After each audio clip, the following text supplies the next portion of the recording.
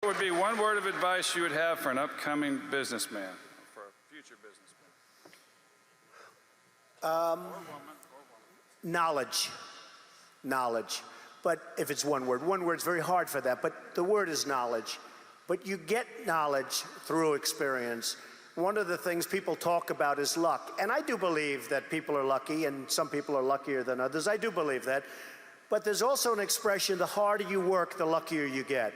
And I can tell you 10 instances where I didn't quit when it was 1990, the world was coming down, the debt markets were everybody, all of my friends and enemies were going bankrupt. I never did.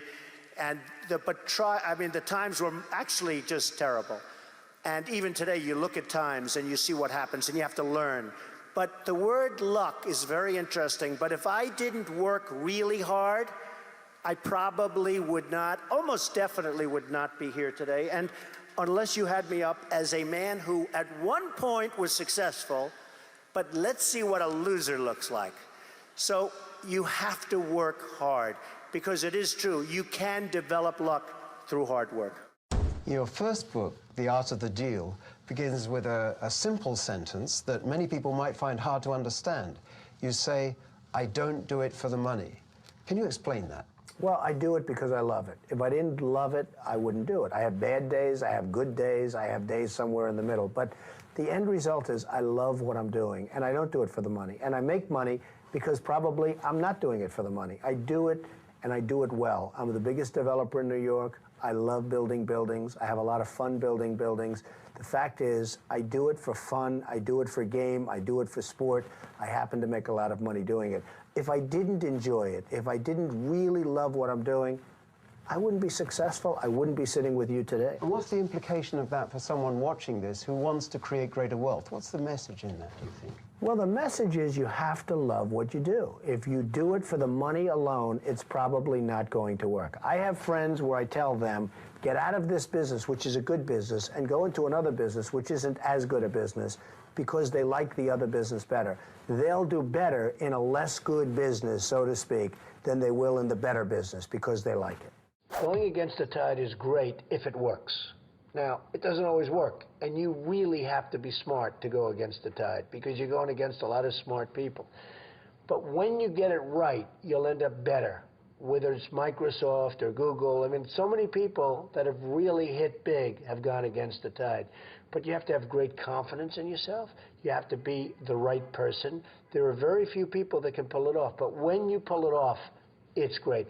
Same thing in real estate. You go against the tide. People are selling, you're buying, the tide changes.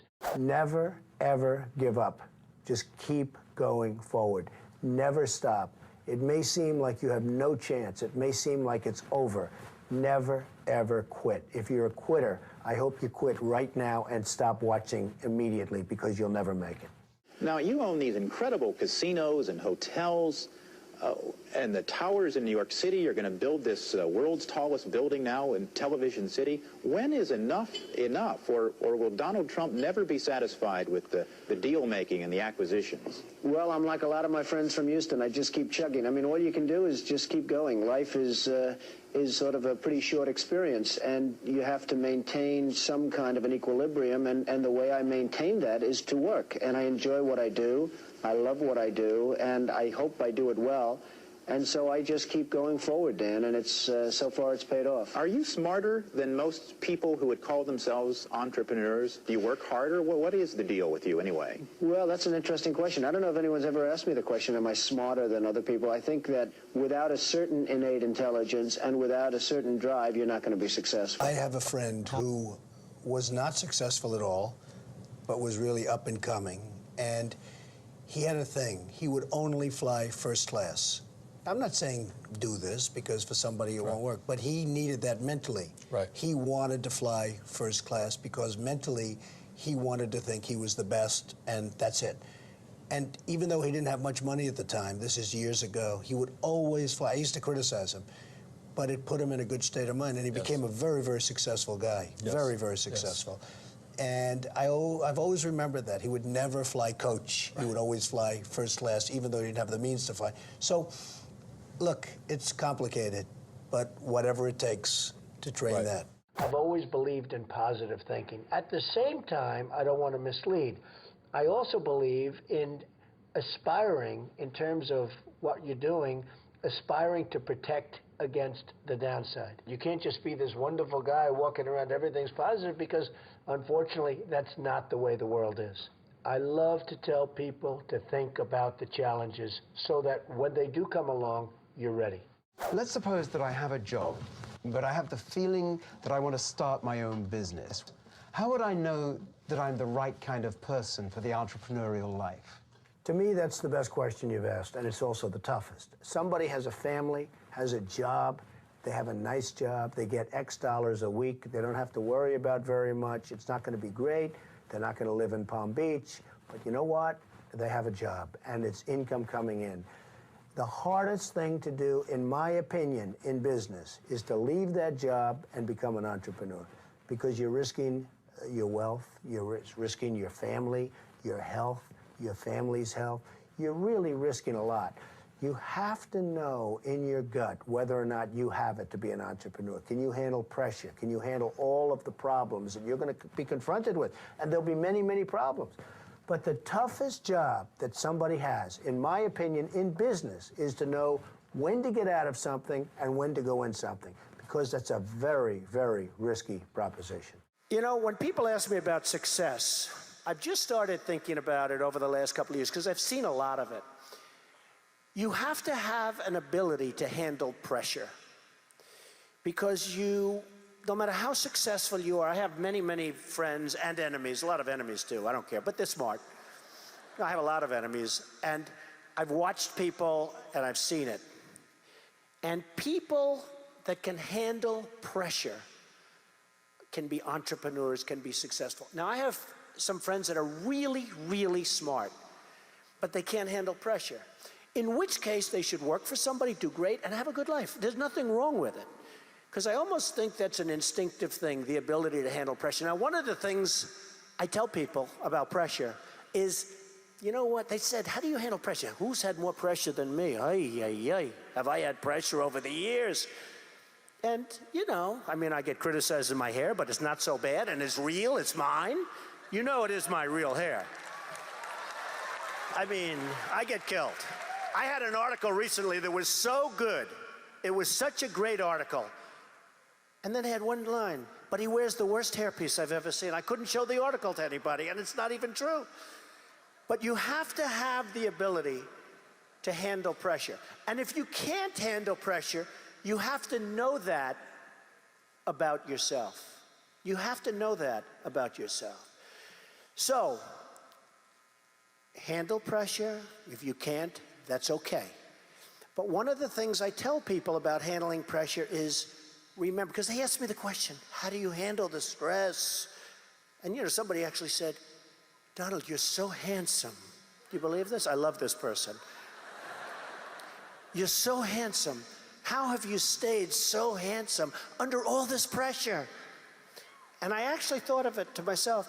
You have to remember, it doesn't matter. God matters, your family matters. It doesn't matter. And if you say it, I have some people, they say, I've got to be successful. I've got to be. They'll never be successful. It's too crazy. They can't think straight. Does that make sense? Does that make sense to you that was going crazy, standing up about your success, right? So you've got to handle it. Look, now he's a little bit more low-key. That's very good. I like that. We've calmed him down. So you've got to be able to sort of say to yourself, nothing matters that much other than the real big deals with family, with your faith, etc. People settle for mediocrity for one reason. They're lazy. I've seen it so often. People go into something, they don't want to go that extra step. They know it's not going to be great. It might be good. It might be okay. It's not going to be great. They settle for mediocrity. They're lazy. I have 5 children, but the 3 that are in business, and a lot of it's because of the success of The Apprentice, where they go on and people get to know Ivanka and Don and Eric. But a lot of that was early upbringing. I'd always say to them, no drugs, no alcohol, no cigarettes. And now I add for Barron, and I'd drive them crazy. I'd say every time they'd leave, no drugs, No alcohol, no cigarettes. Repeat after me. And I'd have to repeat. They go, Ivanka would go, Dad, will you leave me alone? But I'd drum it into their heads. And, you know, you have to get through those artificial barriers. I call them artificial barriers because you can do something about it until it's too late. Once it's in your system, it's very hard to stop. Like, I don't drink, and it's very easy for me not to drink. I tell people, what are you drinking for? What are you drinking for? And they don't even understand what I'm saying. So because it's so how did you, it's amazing when people see you, they can't imagine. No alcohol. Oh, would I be in trouble if I was a drinker with my life? No smoking. Yeah, no smoking. Well, I had a And brother. no drugs. I had a brother, Fred, who was sadly an alcoholic, a serious alcoholic, and he was the best-looking guy you've ever seen. And he was much older than you. He was much older. He was 10 years older than me, 11 years older than me, and he was as good-looking a guy as you've ever seen. He had everything going. The best personality. I have like a bad personality compared to Fred, but he started drinking, and he also smoked a lot.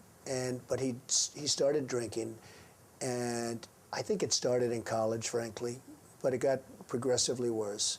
And he was really unable to stop. And he'd always tell me, don't you ever drink. So he was much older than me, and it really has an impact, you know, when you have that kind of an age difference. But he'd point, don't you ever drink and don't you ever smoke. He'd add the smoking in because he smoked and he drank. And it hugely affected his health and hugely affected even his look and his, you know, the whole bearing. And every time he'd see me, he'd say, don't you ever drink and don't you... So I never drank. I mean, I really, when you talk about my father, I learned a lot from my father, but I learned a lot from my brother, Fred. And he set an example. It wasn't maybe the example that people would think, but it really was, in its own way, an example. We met an adorable 10-year-old girl named Megan. Now, Megan was born with brittle bone disease. Hi, Megan. My name's Donald, and you probably don't know me, but I was watching Maury's show the other day, and I must tell you, you really hit me right here. I think you are so beautiful, and both inside and out. I had a little something, a little gift that I gave to Maury, who's a friend of mine, and a very good golfer. Don't ever play him in golf. He's very, very good, believe me. And I gave him a little gift for you, and I hope you and your mother have a good time with it. And you're very special, and you just keep it up and keep up that attitude. So good luck, and you stay in touch. So, Donald Trump, he has his name on more buildings in New York City than any other person. And besides that, he is one of the most generous people I know. And he wants you and your mom to have a very special check. And when we talk about Donald Trump, when he gives out checks, we're not talking chump change here. This is big-time money. So, look at that.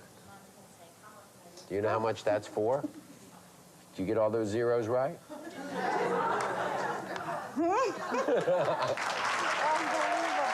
Hi, Donald. Good.